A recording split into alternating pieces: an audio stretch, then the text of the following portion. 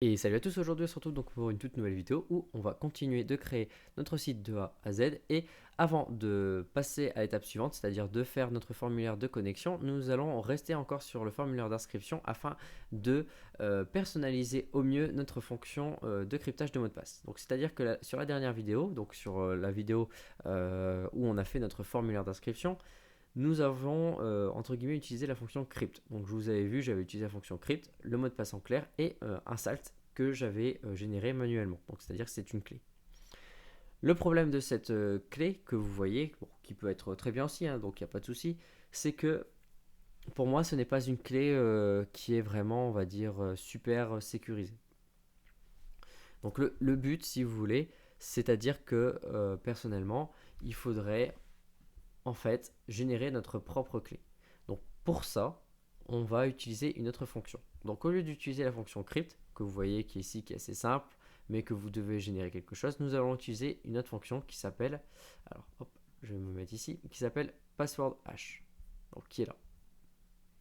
Donc password hash, si vous voulez, c'est une fonction, voilà, comme crypt, mais qui est largement mieux car ça crée une clé de hachage pour un mot de passe.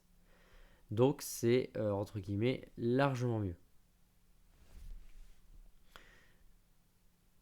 Donc ce que vous allez faire, du coup, enfin, pour moi ce que vous allez faire, c'est que nous allons utiliser du coup cette fonctionnalité, donc cette fonction ici, et vous allez du coup, euh, voilà, ça va créer votre propre clé de hachage pour votre mot de passe. Donc nous utilisons password hash qui est ici. Donc le password hash, qu'est-ce qu'on va faire? C'est que vous allez le mettre. Donc ici en fait voilà, ça on n'en a plus besoin. Voilà, je vais vous montrer. Tac. Ici vous pouvez quand même mettre crypt password comme tout à l'heure. Vous laissez password hash, le mot de passe forcément qui est en clair. Et ici on va sélectionner le type. Donc nous notre type ça va être celui-ci. Nous allons prendre celui qui est le plus récent. Donc le plus récent ça a été le password Argon 2ID qui a été ajouté à la suite. Donc password Argon. Donc vous voyez comment il est déclaré. Donc nous, c'est ce qu'on fait. On le laisse comme ici. Bien sûr, point virgule à la fin. Donc là, voilà, je vais vous remettre l'exemple du dernier. Donc où ils vous disent que password Argon qui est ici, là c'est le i et nous on va utiliser le id. Va vous générer un mot de passe. Donc pour vous montrer à quoi ça correspond, ça va vous générer un hachage. Donc hop, crypt password qui est ici, un hachage. Et moi, donc j'avais fait des tests auparavant. Hop, voilà, ça va vous faire une clé comme ici. Voilà. Donc ça correspond à peu près plus ou moins à la clé qu'on avait ici, vous rappelez-vous. Voilà, je vous la mets en grand. Où on avait fait du SHA 512. Et là, on utilise voilà, l'argon de 2ID qui crée au final la même chose. Mais c'est directement votre mot de passe. Cela, comme ça, en fait, vous allez pouvoir utiliser très facilement du coup cette fonction ici qui va venir dire, voilà, en fonction de votre résultat, si le mot de passe existe ou non. C'est-à-dire que on reprend le mot de passe ici. Donc là, c'est le hash, donc c'est le mot de passe crypté, comme ici. Et ça va vous dire si le mot de passe est valide ou le mot de passe est invalide. C'est simple, je refais. Et là, vous voyez, le mot de passe est valide. Forcément, parce que même si notre clé, vous voyez, ici, elle change tout le temps, regardez. Vous voyez, elle change tout le temps. Donc ça, c'est magnifique, c'est que ça change tout le temps. Vous voyez que du coup, hop, on a le mot de passe. L'avantage de ça, c'est que derrière, vous allez pouvoir, si un jour vous voulez changer votre mot de passe, là c'est assez compliqué parce que, imaginons ça, vous dites, bah voilà, demain je change mon mot de passe. Donc la personne va se connecter avec toujours le hash, il va dire, ok, moi c'est reconnu. Mais demain, imaginons que vous ne voulez plus utiliser celui-là, mais par exemple, je dis des bêtises, c'est comme si, imaginons, voilà, on était sur le i.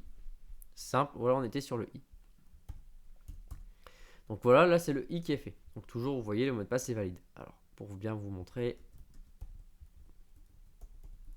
voilà, comme ça. Hop. Voilà, vous avez bien le mot de passe est valide tout le temps. Et là, vous êtes en Argon 2i. Du coup, vous dites, ah bah demain, il faut que je change. Je vais changer ici, je veux plus utiliser ça, mais je veux utiliser demain, bah voilà, je vois qu'il y a le ID qui est sorti. Et bien l'avantage c'est que vous changez juste ça. La personne qui va dire tiens voilà je vais me connecter. Donc bien sûr derrière vous allez refaire une remise à jour des mots de passe, des choses comme ça. Mais à chaque fois que vous allez faire ceci, vous allez dire bah voilà, vous allez régénérer un mot de passe parce que vous avez fait une fonction qui dit bah voilà ça c'était avant, ça c'était après. Et derrière vous voyez que hop ça va venir régénérer un mot de passe automatiquement et tout de suite vous n'avez pas d'obligation à changer la clé ici. Vous n'avez pas obligé de faire une grande méthode pour dire bon, alors avant ça c'était ma clé ici, donc ça ma clé il faut que je la conserve quelque part, etc. Non, là vous utilisez Password Hash et vous allez 10 fois plus vite sur ce mode d'authentification. Sachant que moi je vous invite très clairement également, donc du coup, c'est-à-dire que à chaque fois que quelqu'un vient se connecter, c'est-à-dire se reconnecter, vous venez le changer. Vous mettez à jour à chaque fois son mot de passe ici, enfin cette clé, ce hash, parce que il sera toujours plus puissant. C'est-à-dire qu'à chaque fois, bah, il faudra que quelqu'un, si voilà, il a la base, à chaque fois rechanger. Bon, bien sûr, s'il y a une copie à l'instant T, il va pouvoir récupérer, mais à chaque utilisateur qui se connecte, ça prend pas beaucoup, voilà, c'est pas énorme celui-ci. Donc vous pouvez le faire, celui-là est vraiment optimisé. Après, vous pouvez utiliser le bcrypt comme on avait vu, donc qui est ici.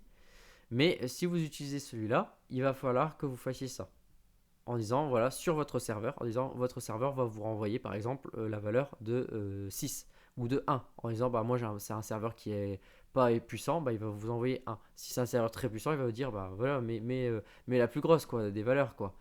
Donc du coup ça va, vous allez avoir un meilleur peut-être hachage avec ça que celui-ci. Mais sinon moi je vous dis voilà vous prenez ça, ça sera impeccable, ça va vous générer un salt très très puissant et du coup avec une très bonne clé. Donc voilà, c'est aussi indéchiffrable, il n'y a pas de souci.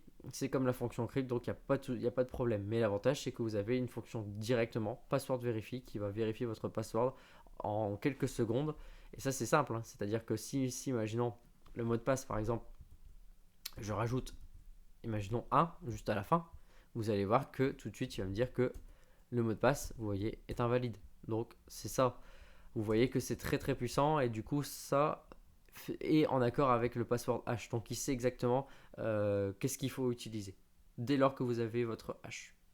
Enfin votre salt qui a été généré avec votre hash. Donc voilà, donc moi je vous invite à utiliser plutôt cette fonctionnalité là. Clairement, donc ça sera celle-ci uniquement qui sera utilisée, vous allez voir du coup pour le formulaire de connexion. Donc je faisais un petit rappel pour celui qui aura bypassé on va dire cette vidéo là. Donc n'hésitez pas à changer, ça va vous coûter moins cher, vous allez le gagner du temps pour changer justement si un jour vous voulez évoluer votre mot de passe. Après vous pouvez faire encore mieux, plein de choses qui existent avec ces fonctions là, etc. Moi j'ai fait un système voilà très très fort. Peut-être qu'il fait perdre un peu de temps parce que j'ai peut-être pas forcément un serveur voilà très bon, mais c'est ce que je me dis, c'est pas dérangeant. Le principal pour moi c'est les utilisateurs, c'est leur mot de passe. C'est quand même quelque chose qu'on peut utiliser très souvent sur d'autres comptes, sur d'autres choses, donc c'est quand même très important de sécuriser.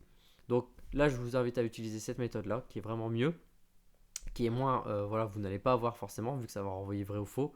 Vous n'allez pas avoir d'informations et au moins chacun aura vraiment quelque chose de différent comme la fonction crypt avec votre fonction, sauf que vous ne donnez pas une clé directement enfin vous donnez pas la clé en fait pour déchiffrer facilement le mot de passe car tout est crypté et il n'y a que lui qui va pouvoir voilà décrypter en fonction de password hash. Donc n'hésitez pas voilà, à poser des questions si vous avez des questions. N'hésitez pas à lâcher aussi un pouce bleu sur la vidéo, ça fait toujours plaisir et ça aide la chaîne. Et on se retrouve pour la prochaine vidéo qui est créer le formulaire de connexion. Allez, à la prochaine!